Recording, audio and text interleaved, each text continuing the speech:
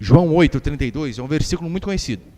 Diz assim a Escritura: e conhecereis a verdade, e a verdade vos libertará.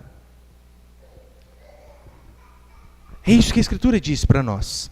O conhecimento da verdade liberta. Olha para cá, por favor. Por que é importante ouvir você? Eu sei que o texto se aplica de forma primária ao conhecimento do Evangelho, porque é o conhecimento do Evangelho que liberta, que transforma, que salva. Claro que sim. Só que, quando nós conhecemos a verdade, em todos os sentidos, nós também somos libertos de pessoas que tentam nos enganar, que tentam nos fazer de bobo, que tentam contar mentiras para nós. E você sabe, eu e você somos bombardeados o tempo todo por essa mídia esquerdista, por esses políticos corruptos, que na verdade vêm implantando ideias que são contrárias à Escritura na nossa mente. Se você estudou em escola pública, não só pública, se você estudou em escola pública, em escola privada, se você fez faculdade, ou se você faz faculdade, você aprendeu muitas mentiras. Muitas mentiras. Se a sua fonte de informação é o Jornal Nacional, é a revista Veja, a Época, o UOL, você aprendeu muitas mentiras também. Muitas mentiras. Você aprendeu que o socialismo traz igualdade, isso é mentira. O socialismo traz igualdade e miséria. Isso ele consegue trazer miséria para todo mundo. E essa esquerda demoníaca, que é o câncer da sociedade, tipificada pelo Partido dos Trabalhadores, pelo MDB, pelo PSDB, PSOL e por aí vai, pode perceber, eles sempre apoiaram pautas anticristãs, como o aborto, como casamento homoafetivo, como ideologia de gênero. Não pode um cristão acreditar nessas coisas de forma alguma. E dentre várias mentiras, é sobre a que eu vou falar hoje, né? Põe ele, por favor. Sobre o desarmamento. Desarmamento. Eu e você precisamos saber o que a Bíblia diz a respeito do cristão andar armado. Você já se fez essa pergunta? Será que eu, como cristão, como cidadão comum que sou, será que eu posso portar uma arma? Será que eu posso me defender? Será que em caso extremo eu posso tirar a vida de alguém para que ele não tire a minha vida? A Bíblia tem essas respostas para mim e para você. É importante você saber essas coisas, você saber a quem interessa de fato o desarmamento civil. Eu estou dizendo, é óbvio, né? A quem interessa o desarmamento civil? O que eu vou falar aqui vai contra muitos evangélicos. Silas Malafaia, Cabo da Ciolo, eles pensam diferente.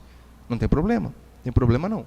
Mas é importante você saber a verdade. Eu não estou dizendo que esses homens, que eles não são cristãos. Sim, são. Mas eles têm um entendimento errado a respeito deste assunto determinado. Ter o direito de andar armado, não estou dizendo que você vai sair daqui e ser obrigado a comprar uma arma. É totalmente diferente. Mas eu quero aqui expor o que a Bíblia diz a respeito desse assunto que, para muitos é polêmico, né? Para mim não tem problema nenhum. Mas para muitos, felizmente, é. E o primeiro princípio que eu quero passar hoje é o seguinte. Um cristão, ele pode andar armado? Algumas perguntas, né? Você, eu, um cristão, ele pode andar armado? O que a Bíblia diz sobre esse assunto? Jesus usou armas? Jesus aconselhou alguém a usar armas? Nós temos essa resposta na Escritura. Eu sei que quando você ouve a respeito de armas, talvez venha à sua mente aquele versículo, mas calma aí, Deus é amor. Foi isso que eu ouvi hoje, de um rapaz. Hoje não, né? Durante a semana. Pastor, e o Deus amor fica onde? Você chega na sua casa, tem um caboclo de 2 metros de altura estuprando a sua esposa, fala para ele com amor, então. Fala, ô cidadão, teria, né, a possibilidade de interromper o coito com a minha esposa, por amor? Não é assim que funciona as coisas. Pastor, como que funciona aquilo que Jesus diz que se alguém te bater numa face, você vira a outra face? Se aplica aqui? É claro que não. Não é esse o contexto, se alguém bater uma face, você virar a outra. O contexto ali, em primeiro lugar, é sermos humilhados por conta do reino. É o sentido de humilhação. Quando nós somos humilhados por conta do Evangelho, se tomamos um tapa, temos que virar, é claro, né, alegoricamente, o outro lado.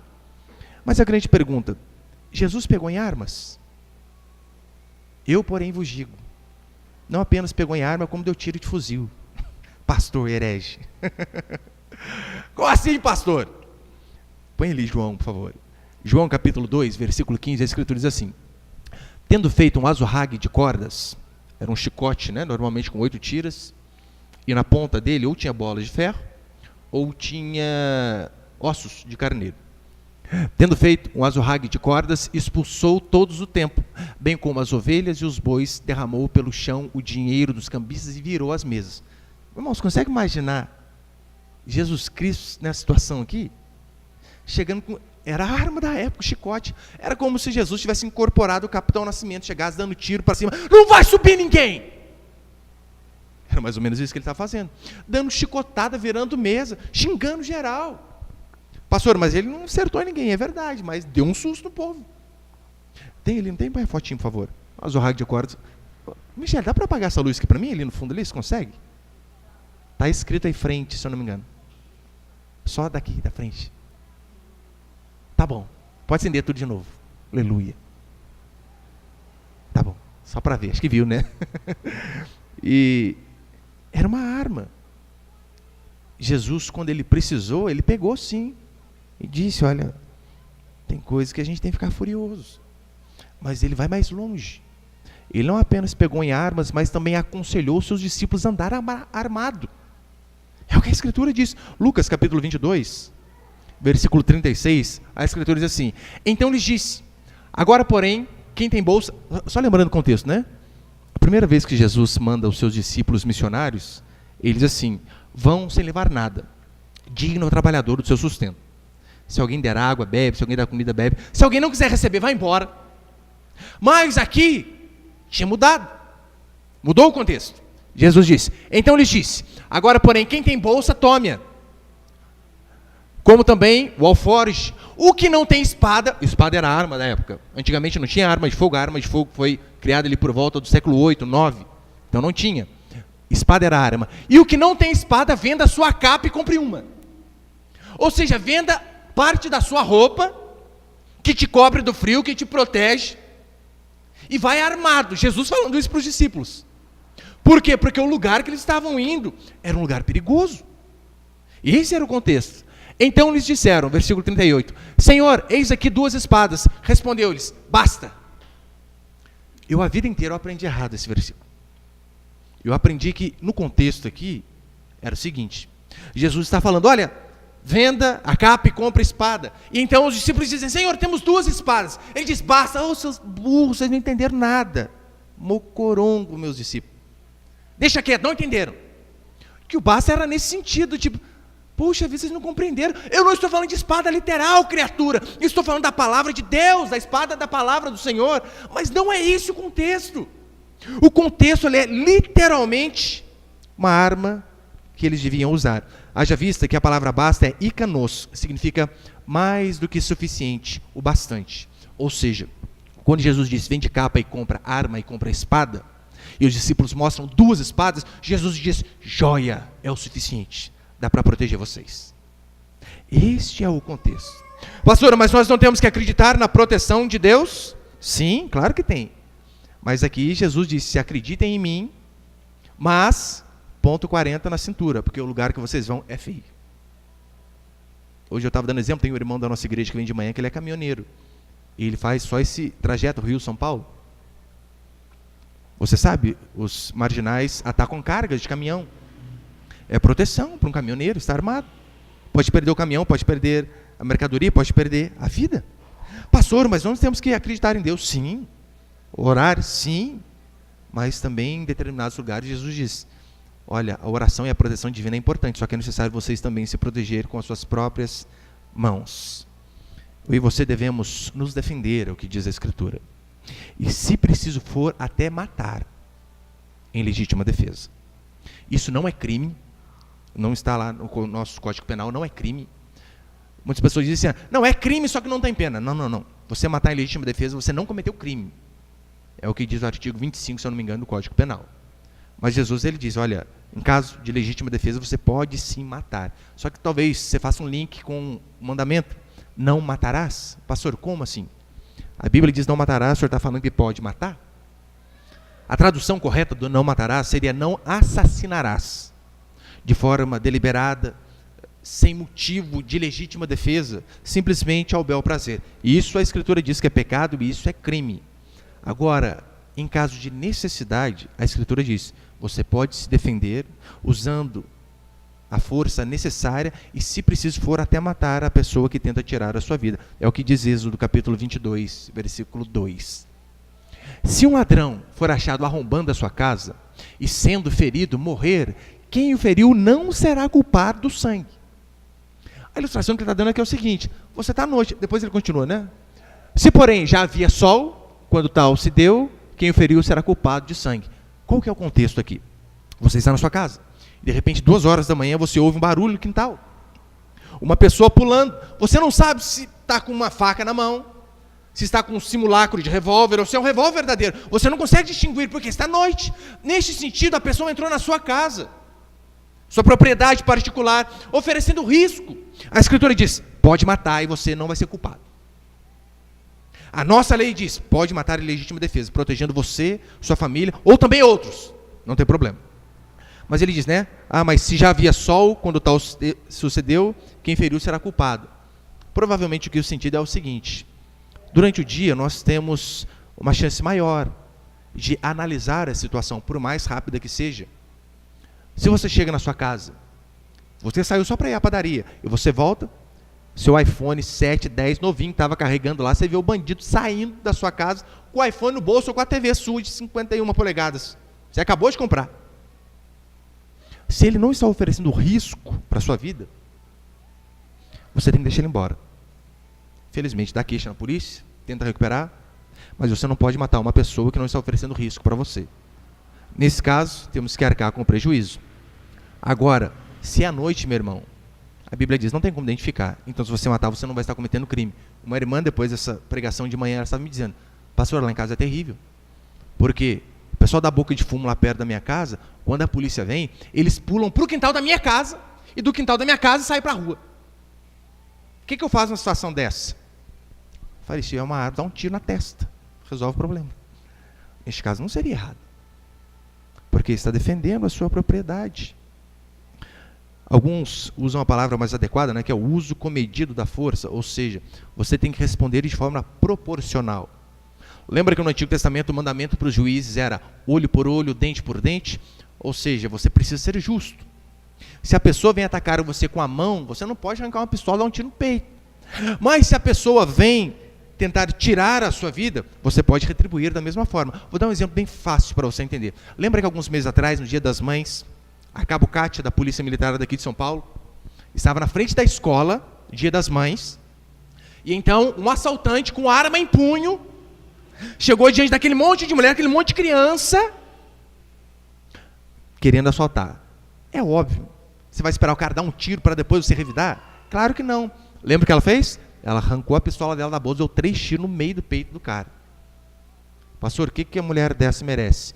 Pedir música no Fantástico. 3 tiros, né? Tem que pedir. Isso é o uso comedido da força. Ela respondeu à altura. Mas não sei se você percebeu, né? Na matéria tem um carro que está próximo assim, e alguns comentários no Facebook dizendo assim, já tinha que passar por cima, atropelar, já fazia o serviço de uma vez. Isso é errado. A situação estava controlada. Isso aí seria um uso excessivo da força. Não precisava mais. Mas ela fez de forma correta. Deus também, por diversas vezes, sabe o que ele fez? Mandou o povo andar armado. Assim como Jesus mandou os discípulos, Deus no Antigo Testamento também. Diz a Escritura que Neemias, ele e o povo estavam reconstruindo os muros de Jerusalém, porque antigamente as cidades eram cercadas por muralhas, e estavam todo rebentado o muro, e estava lá os pedreiros, os serventes, toda a população reconstruindo o muro. Só que o perigo era iminente, os inimigos viriam atacar a eles. Sabe o que Deus fez? Faz o seguinte, vocês vão fazer a obra, mas faz a obra armado, para garantir. Neemias, capítulo 4, versículo 8, vai dizer assim, se um ladrão, põe lá, não passa. Neemias 4, 8, ajuntaram-se todos de comum acordo para virem atacar Jerusalém e suscitar confusão ali. Todos os inimigos, aqui está falando, os inimigos se juntaram para atacar Jerusalém, o povo que estava reconstruindo os muros. Porém nós, o povo de Deus, porém nós oramos ao nosso Deus. Em primeiro lugar é isso, é orar a Deus, claro. O Senhor é a nossa proteção. Porém nós oramos ao nosso Deus e, como proteção, pusemos guarda contra eles de dia e de noite. Consegue ver que o povo é racional? O povo ora a Deus, mas o povo se protege? Quantos aqui trancaram a casa antes de vir para o culto? Se trancou? Amém? Incrédulo. Não acredita que Deus protege, hein? Por que nós fazemos isso? Nós cremos que Deus protege, mas temos que fazer também a nossa parte. Como uma vez eu vi um homem dizer assim, né? Confie em Deus, mas mantenha seca a sua pólvora. Para não, se precisar você usar. E é isso que diz, olha, porém oramos ao nosso Deus e como proteção pusermos guarda contra eles, de dia e de noite. Depois, próximo. 4:13, Neemias vai dizer assim, então, Neemias dizendo, então pus o povo por famílias, olha que interessante, então pus o povo por famílias nos lugares baixos e abertos, por detrás do muro, com as suas espadas e as suas lanças e os seus arcos, inspecionei, dispus-me e disse aos nobres e aos magistrados e ao resto do povo. Olha, ele colocou as famílias armadas, passou para verificar a arma, está tudo certinho, né? Se precisar, está funcionando aí o rifle, a pistola, o R15, né? Ah, beleza. E depois ele ainda disse, não os temais, lembrai-vos do Senhor, grande e temível, e pelejai pelos vossos irmãos. Ou seja, olha, proteja você, mas também proteja os outros. Para isso que serve a arma, não para proteger só a gente, para proteger os outros.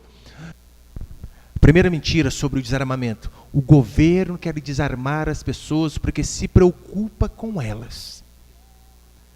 É isso que é desde 2004, 2003, 2005, referência a armamento, que a gente ouve na nossa cabeça. Olha, o governo ele quer que nós andemos desarmados, por quê? Porque ele se preocupa com a gente. Ele não quer ver a gente morrer com arma de fogo. Você sabe, temos 2 candidatos no segundo turno, a semana que vem. Um é pró-armas e o outro é contra. E, pastor, qual que é o certo? Eu espero que depois de você ouvir isso aqui, você também opte pelo melhor. Põe ali a frase Mao Tse Tung, por favor. Mao Tse Tung, um ditador comunista chinês, criador do Partido Comunista da China, ele disse assim, todo poder político vem do cano de uma arma. O Partido Comunista precisa comandar todas as armas. Desta maneira, nenhuma arma jamais poderá ser usada para comandar o partido. Olha a lógica de um ditador comunista. Nós precisamos controlar todas as armas. Porque a arma traz poder. A partir do momento que nós tivermos o controle das armas, ninguém vai poder se levantar contra nós. E é claro que ele está correto. É isso que acontece. Eu sei que pais querem o melhor para os filhos. Às vezes, por mais que falam coisas que nós, olha, não achamos tão boa, pais querem o melhor para nós. O governo nem sempre. O governo, quando ele vem com esse papinho de querer o melhor para nós, muitas vezes, na verdade, ele quer o nosso mal. Para um homem dominar a outro, só basta uma coisa: vantagem de força. É sempre assim, o forte domina o fraco. Foi assim historicamente, durante toda a civilização. Toda vez que o governo teve todas as armas sobre o seu comando, ele se tornou ditador. Por quê? Porque ninguém poderia oferecer risco para ele. E sabe qual que é a grande função do desarmamento da população civil? Controle social. É isso que eles querem fazer com nós. O governo que quer tirar a arma da população, ele quer controlar a sociedade. Na Escritura, nas raras vezes que você vê Deus desarmando o povo, era como punição. Olha que interessante, quando Deus queria ver o povo liberto, sabe o que fazia?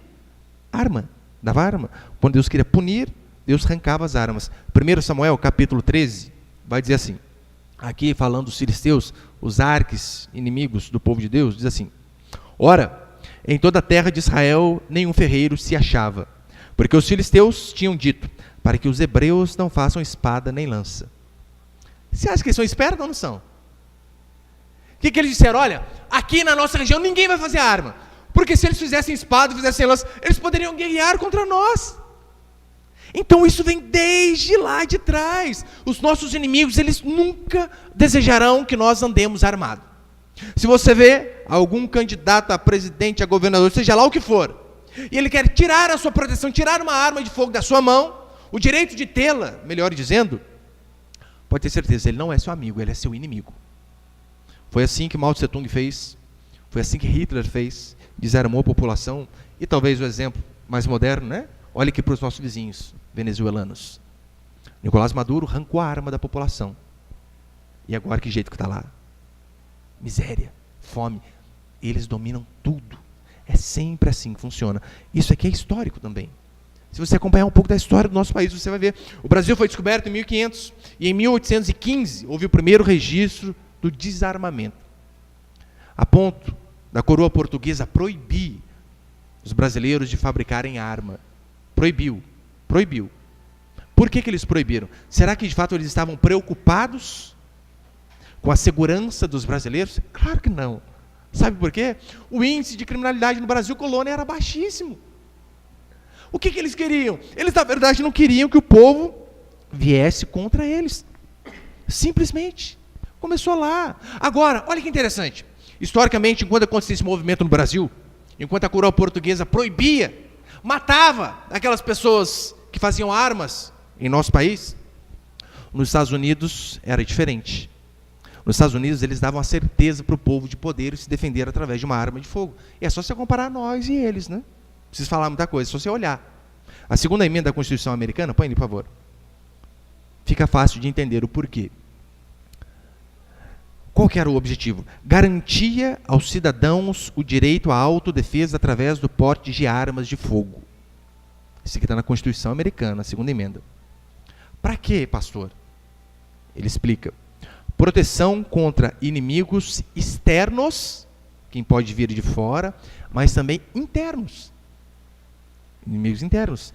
Garantindo a soberania do povo sobre os governantes. O grande objetivo do porte de armas nos Estados Unidos ser mais fácil é para que o governo não domine o povo, não subjugue o povo. Porque convenhamos, se o povo está armado, fica difícil para o governo fazer alguma coisa. Esse é o grande objetivo. A mentira do governo para desarmar a população é sempre a mesma. É sempre a mesma. Desde o Brasil, regência, a mentira é sempre a mesma. Você vai lembrar, você que é um pouco mais velho, 2004, 2003, Estatuto de Desarmamento, você vai ver que é igualzinho que aconteceu no Brasil, regência. A Guarda Nacional, antigamente, ela é formada por batalhões regionais. Como assim? Eram batalhões, pessoas civis, pessoas de bem, armado. E o fazendeiro, né, mais conhecido do pedaço, o maior fazendeiro, ele recebia a patente de coronel. É por isso que às vezes você vê em novela, né, livros antigos, o coronel falando das contas. Não quer dizer que ele era coronel do exército. Não, é por conta de ser um fazendeiro. Ele era o maior fazendeiro, o mais importante ali, ele recebia a patente de coronel. Em oposição ao coronelismo, que eram as pessoas de bem armada, o coronel e os seus milicianos, eu sei que milícia você associa talvez com palavra negativa, né, mas nesse caso que era positivo. Em oposição aos coronéis armados e às suas milícias, tinham os cangaceiros. Lembra o cangaço? Surgiu no Nordeste, seu maior ícone, Lampião. Os cangaceiros roubavam, estupravam as mulheres, espalhavam terror. Era um absurdo. Então, no governo do Getúlio Vargas, em 1930, ele inicia um governo ditatorial querendo acabar com as ameaças armadas. Ele precisava, na verdade, acabar com duas coisas. Primeiro, com o cangaço. Isso aí foi fácil. Olha o discurso palatável dele. Nós precisamos acabar com os criminosos. Não é isso que nós queremos hoje também para nós? Claro que queremos isso.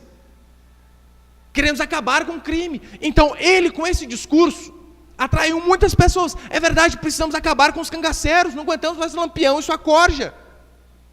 Mas ele tinha um segundo problema. Como que eu faço para tirar a arma da mão dos coronéis? Da mão dos fazendeiros? Sabe qual foi a estratégia que ele usou? Ele disse assim: as armas dos cangaceiros vêm das mãos dos cidadãos de bem. Não é isso que a gente ouviu no Estatuto de Desarmamento? A arma dos criminosos vem da mão do cidadão de bem. Meu irmão, não precisa nem dar dados para você. É só você olhar. Olha como os bandidos estão armados hoje, até os dentes. Semana eu vi aprender uma .50 arma antiaérea, meu Deus. Qual cidadão de bem tem uma .50 dentro de casa que quer derrubar helicóptero, avião, meu Deus? Não tem como. Mas essa era a desculpa. O problema é que alguns coronéis incautos, eles aceitaram esse discurso e entregaram as suas armas. O que você acha que aconteceu a partir do momento que a população devolveu as armas? Você acha que houve paz? Não houve. Não, claro que não. De forma alguma. O que aconteceu foi que os bandidos tiveram muito mais liberdade para agir. Porque antes eles sabiam, vamos invadir aquela fazenda. Não, o povo está armado. Agora eles tinham certeza, escolhe a fazenda que você quer invadir, porque ninguém tem uma arma mais em casa. Não é isso que acontece com a gente? Os bandidos podem escolher qualquer casa para assaltar. Se eles não derem o azar de tiver um policial de folga ali dentro, eles vão entrar na sua casa, na minha casa, em qualquer casa, e vão arrombar, arrebentar com tudo. Foi tão terrível isso que aconteceu, que Lampião chegou até a agradecer o comandante das forças nordestinas por ter apoiado Getúlio. Sabe por quê? Agora ele podia escolher as suas vítimas sem o risco de receber um revide, de ser baleado. Tudo isso graças à lógica invertida do desarmamento. Entregue as suas armas e você estará mais seguro. De forma alguma. Nós estamos seguros de fato quando podemos nos defender. Né? E só um parêntese. É interessante que historicamente a derrota de Lampião foi algo maravilhoso. Por quê? Um prefeito corajoso de Mossoró, sabe o que ele fez? Ele armou 300 voluntários da sua cidade. Entregou armas na mão deles, colocou nas torres das igrejas, nos telhados, porque ele sabia, os cangaceiros vão vir nos assaltar, vão vir roubar essa cidade. Então ele deu a arma na mão da população e disse, na hora que eles chegar, revidem. Então quando os cangaceiros vieram, como diz o sargento Farrur, né? Bala no rabo deles. Nunca mais voltaram. Por quê? Porque tinha um povo que se defendia. Não confie no governo ou em pessoas que querem tirar de você os seus meios de defesa. Esses são inimigos. E segunda mentira, para encerrar, segunda mentira sobre o desarmamento. As armas são produzidas apenas para matar. Talvez você já ouviu aquela frase, ou você mesmo disse, né? Brasileiro não está preparado para ter uma arma de fogo. Imagina no trânsito o que não vai acontecer. Meu irmão, hoje em dia dá briga no trânsito, o pessoal mata com chave de roda. Atropelado. O pessoal mata. O primeiro homicídio da Escritura não teve arma de fogo. Um irmão fez uma emboscada para o outro. Para mostrar que quando se quer matar, como Caim fez com seu irmão Abel, você não precisa de um revólver, de uma pistola. Quem quer matar, mata. Essa semana, tivemos um triste episódio na Bahia, onde aquele capoeirista foi esfaqueado. Um monte de facada nele. É terrível. E há um mês atrás, um mês e pouquinho, o candidato à presidência, Jair Bolsonaro, também sofreu um atentado à faca. Você percebeu que o governo, diante desses atentados, diante dessas mortes, eles não proíbem as facas? Vamos proibir faca, porque o brasileiro não pode ter faca dentro de casa. Mata a gente. Eu vi uma reportagem uma vez de um vizinho que matou o outro, sabe com o quê? Com violão. Tacou o violão, arrebentou o cara no violão, matou o cara. Você já viu os governantes? Olha, agora nós vamos fazer o estatuto do desviolonamento. Porque o brasileiro não está apto a ter um violão dentro de casa. Ou pior, um lutador de Muay Thai foi assaltado e revidou. E você sabe, Muay Thai bate muito com o cotovelo e com o joelho, né? Matou o assaltante que veio roubá-lo. Vamos fazer o estatuto do descotovelamento. O brasileiro não pode portar cotovelo na rua. É muito perigoso. Você não vê isso daí. Mas quando se fala a respeito de armas, não, o que é isso? O brasileiro não pode, porque a arma mata. Ted Nugent, ele diz assim, se as armas matam, as minhas estão com defeito. Por que não são as armas que matam? Quem matam são as pessoas que usam armas. É totalmente diferente. Porque se você presumir que arma mata, você também vai ter que presumir que caneta assina cheque, que bola faz gol, que carro atropela. Mas essas coisas são pessoas que fazem. O problema não é a arma em si, mas o cidadão por detrás dela. Faca, bastão, pedra, carro, substância química. Quem quer matar, meu irmão, vai dar um jeito. Claro que vai dar um jeito. Agora imagine o seguinte. Um rapaz, ele teve um ataque cardíaco por conta de excesso de colesterol no sangue. Todo dia, x-bacon e pizza, x-bacon e pizza. Então não aguentou. Ataque cardíaco. De quem que é a culpa? O pessoal que vende lanche? Das pizzarias? Como que pode uma cidade com tanta pizzaria também? É por isso que o cara morreu. A culpa é da pizzaria? A culpa é dele que não se controla. Ou imagina o seguinte, pega um cara endividado, estava devendo especial, rotativo, devendo as cuecas, devendo a mãe, devendo tudo. A culpa é de quem? É dos bancos que oferecem crédito? Óbvio que não.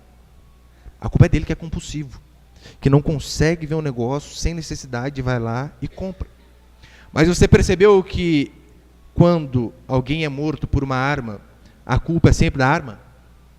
Essa é a cobertura jornalística podre que nós temos em nosso país. A culpa é sempre da arma. Não é. A escolha de fumar, de comer gordura, de gastar mais do que ganha e de puxar um gatilho é pessoal, é intransferível. Porque armas não matam pessoas. Pessoas matam pessoas. E isso é bem diferente. Mas a nossa mídia ela não publica armas que defendem pessoas. Você não vê essa notícia. Olha, o fulano armado defendeu a outros. Não, não publica. O uso defensivo de forma alguma. Agora, quantas vezes nós conseguimos ver alguns exemplos de pessoas que, sem dar um disparo sequer, trouxe um bem danado para ela, para as pessoas ao redor. Eu vou falar para você um exemplo de uma moça da nossa igreja. Ela estava na casa dela e, de dia, um bandido pulou o quintal da sua casa, um quintal bem grande, e veio na direção dela. Ela só deu tempo de correr do quintal para ir para casa e gritar: amor, pega a arma! Eu não sei nem se o amor dela tinha arma, mas ela gritou. Sabe o que o bandido fez? Correu, ó, pulou e foi embora. Foi o quê? Vou morrer nesse lugar. Talvez foi um blefe, né? Mas inteligência. Colou, né? Podia não colar, mas só o simples fato do bandido saber: o quê? Não, eu posso morrer aqui também, eu vou embora. A presença de um cidadão armado num grupo de pessoas, ela estende benefícios até aqueles que não concordam que se deve andar armado. Quarta-feira passada, se eu não me engano, quarto domingo, acabou o culto, nós estávamos aqui fora, né, no culto. Eu estava conversando com o irmão, que ele é totalmente contra. Não, já se viu, vai virar bang bang Brasil. Antes de 2003 era bang bang? Não era. Agora acho que vai ter. Os antigos lá, eu fui à casa do irmão essa semana, pastor, meu pai tem uma espingarda desse tamanho na sala da casa. Não tinha bang bang antigamente, por que agora vai ter? E nós estávamos aqui, na frente, no nosso salão, e estava a minha esposa com umas irmãs e eu conversando com os irmãos ali. E tem essa unidade militar bem de frente com a gente. Tinha dois rapazes do outro lado, eu dei uma ilustração para ele. Eu falei: meu amigo, imagina o seguinte, são dois assaltantes ali. Eles precisam escolher um grupo de pessoas para assaltar. Temos nós, na frente da igreja, paz e amor. Espada que nós temos é a palavra, até liberar a arma, depois o pastor vai vir armado. Cadeira. Estávamos nós aqui, na frente da igreja, e tinha aqueles militares ali na frente também, provavelmente armados até os dentes. Ou com uma pistolinha já põe um susto, né? Se aqueles rapazes decidem assaltar um grupo de pessoas, você acha que eles vão assaltar qual? Bandido, mais burro que seja, ele não vai assaltar alguém que pode oferecer um revide a ele. Não vai, de forma alguma. Você consegue perceber como alguém armado pode trazer um benefício até aquelas pessoas que não gostam de arma? É assim que funciona. Já vi reportagens de cidadãos nos Estados Unidos que impediram desgraças muito maior por conta de usar a sua própria arma.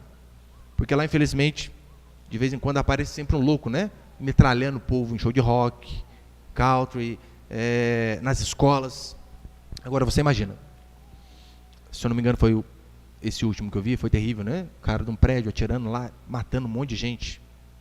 Parece-me que a pessoa que deteve aquele homem, sabe quem foi? Foi um cidadão que estava armado, que atirou nele, matou a ele para que ele parasse. Imagine que os americanos tivessem a polícia mais especializada do mundo. E então aquele bandido atirando e matando um monte. Só gente morrendo. E alguém ligasse para a polícia: polícia, nos ajuda, tem alguém aqui de fuzil atirando em todo mundo. E a polícia estivesse já perto e demorasse só 5 minutos para chegar no lugar e matar o bandido. Quantas pessoas não tinham morrido nesses 5 minutos? Olha o benefício que um cidadão armado traz. Algum tempo atrás, acho que foi 2016, nós tivemos o caso daquele cunhado da Ana Hickman, você deve se lembrar, onde o fã, doido da cabeça, ia matar ela, quem estava junto com ela. O que ele fez? Em legítima defesa, o matou. A Cabo Kátia, que eu dei exemplo, ela levou crianças da morte. O bom da arma de fogo é que a arma ela tem um caráter nivelador. Como assim? Ela coloca todos em pé de igualdade. Ela nivela. O mais fraco consegue se defender do mais forte. A mulher que fisicamente, né, salvo as raras exceções, é a mais frágil, porque tem umas que são brutamonte. Mas, via de regra, a mulher é mais frágil. Daí você imagina, você está indo embora para sua casa, vindo para a igreja, ou indo trabalhar, à noite, e tem uma rua meio deserta, e você vê que tinha um cara lá, ele começa a vir para o seu lado. Já arrepia até o coluna inteira, né? Ai, meu Deus. Eu falo para você que, puxa, uma irmã conhecida nossa, ela sofreu uma agressão de um cara terrível. Daí imagina, você tá vindo, aquele cara vai fazer mal para mim. Daí você tem duas opções. Você então mete a mão no bolso e saca um papel com a lei do feminicídio, dizendo, se você me estuprar e matar, 30 anos de cadeia para você, hein? Essa é a primeira opção. O cara vai rasgar aquilo lá na sua cara e vai abusar de você. Ou você tem outra opção, né? Você pega a bolsa e arranca uma ponto .40 e pá! Isso é algo nivelador. Faz a mais fraca se defender do mais forte. Faz o homem que é atacado por 2 ou mais. O idoso, quando é atacado pelo mais jovem, a arma nivela. Abraham Lincoln, põe ele, por favor. Abraham Lincoln, ele diz assim, essa aqui na verdade é uma frase muito conhecida nos Estados Unidos. Lincoln fez os homens livres, mas Sam Colt os fez iguais. Em que sentido? Abraham Lincoln, um grande responsável pelo fim da escravidão. Ele fez os homens livres. Samuel Colt foi o inventor do revólver de 6 tiros. Lincoln libertou o povo. Samuel Colt os fez iguais. Você sabe, criminosos, eles sempre buscam alvos mais fáceis? Criminosos preferem atacar idosos na saidinha de banco. Criminosos, eles preferem enfrentar a polícia do que enfrentar um cidadão armado. Sabia disso? Eles têm medo de morrer também. Eles sabem que a possibilidade de um confronto com a polícia, a possibilidade de eles saírem vivos é maior do que com um cidadão comum como nós. Fizeram uma vez uma pesquisa no Instituto Nacional de Justiça americano, e olha, com condenados, né? E olha o resultado, 74% deles têm medo de serem baleados por uma vítima, e desistem do ataque quando percebem que estão lidando com alguém armado. Por que será? Que tem medo também, claro. Calma, eu vou assaltar o cara armado, por isso que é fora de lógica dizer que a arma do cidadão de bem vai parar na mão dos bandidos. Eles dizem, não, os bandidos assaltam e tomam a arma. Meu irmão, é Superman o bandido? Ele vê o cara lá, o Edivaldo tá com a pistola. Eu vou, com a mão, vou bater no Edivaldo, vou tomar a pistola dele e vou sair fazendo assalto. Não é ilógico um negócio desse? Totalmente ilógico. Por que que o bandido ele prefere, às vezes, trocar tiro ou ter confronto com a polícia? Porque ele sabe. O policial vai ler os seus direitos, já o cidadão de bem não está preocupado, não. Ele sabe que em legítima defesa ele pode matar e pronto, acabou. É isso que acontece. Pastor, mas eu acho que vai acontecer muita morte se liberar a arma desse jeito. Meu irmão, já acontece. Muita morte. Você sabia que no nosso país, por conta da criminalidade, morre mais gente do que na guerra do Iraque e da Síria? Os países estão em guerras, aviões bombardeando cidades inteiras, dezenas de pessoas morrendo numa tacada só, todos os dias. E a criminalidade no nosso país mata mais do que eles. Nós sim estamos em guerra. Pastor, vai acontecer muita morte? Não vai. Pode ter certeza, vai diminuir. Porque dificilmente os bandidos vão ter peito suficiente para continuar com esse desejo todo desenfreado por conta de assalto, porque ele sabe que a população vai reagir. E além do mais, a gente sabe que desarmar a população não diminuiu. Para encerrar, só uma ilustração básica, né? Imagina que você seja doente, sei lá, com enxaqueca, sinusite, alguma coisa terrível. E você vai à farmácia comprar remédio. Dificilmente você lê a bula, né? Eu nunca. Dificilmente nós lemos. Talvez você leia, eu não. O seu problema é enxaqueca. E você sabe que, olha, o farmacêutico diz, olha, esse remédio resolve.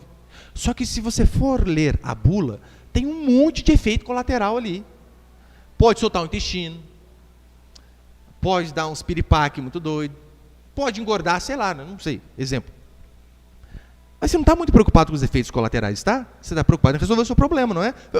A dor de cabeça tem que ir embora. Você vai dar caganeira, não tem problema não, prefiro ficar no banheiro, mas sem dor de cabeça. A nossa mídia, ela é tão nojenta que ela só mostra os efeitos colaterais. Mas ela não diz que armar a população resolve o maior problema, que é a criminalidade. Portanto, escolher não ter uma arma é opção. Você pode escolher. Agora, dizer que um cristão não pode ter, que é anticristão, Isso é falta de conhecimento bíblico e conhecimento histórico. Porque nós vemos que, biblicamente, o povo de Deus foi livre quando eles andaram armados. Amém, meus irmãos?